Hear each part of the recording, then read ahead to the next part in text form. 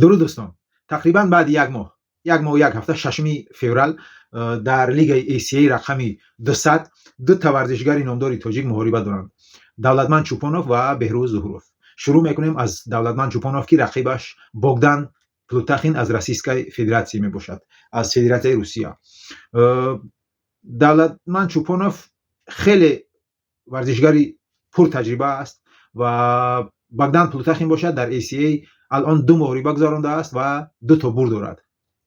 دوستان، اگر دولتمند چوپانوف امون کاردیوش دخالکش خوب کند، تقسیم کند تا 3 راونده، ما امیدواریم که بر ضد بوگدان پلوتاخین دست بالا می شود، چون که دولتمند چوپانوف خیلی ضربه های قوی دارد و دوست می دارد که حریفانش را طریق نکاوت یا نکاوت تکنیکی مغلوب کند و در راستو خیلی خوب جنگ میکند و امیدواریم که دولتمند چوپانوف روز 6 فوریه بر ضد بوگدان پلوتاخین دست بالا می شود. دوستان، فکر خودتان را نویسید شما که کی برتری دارد در این محاربه، دولتمند چوپانوف یا کی بوگدان پلوتاخین.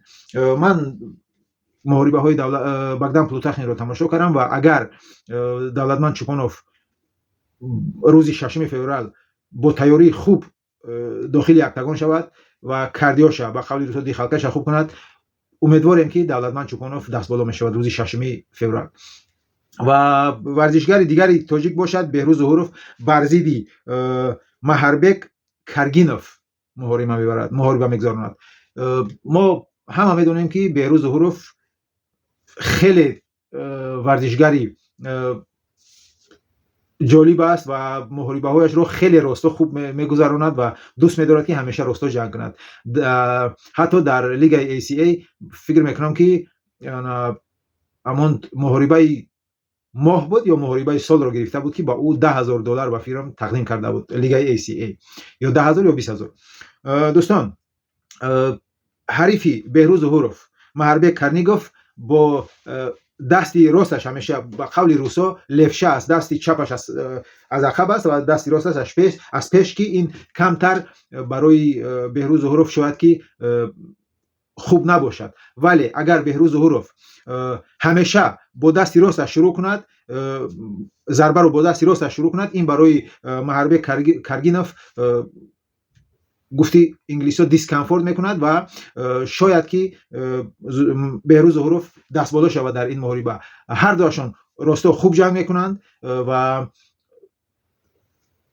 امیدواریم که بهروز ظهورov دست بالا می شود و مثل سال آینده امون محاربه ماه یا که محاربه سال را میگیرد. دوستان، فکر خودتان رو نویسید، چون که محربک کارنیگوف الان در اینستاگرام ترشتاک کرده ایستاده است و بر ضد بهروز ظهورov و میگوید که من او را نکاوت میکنم.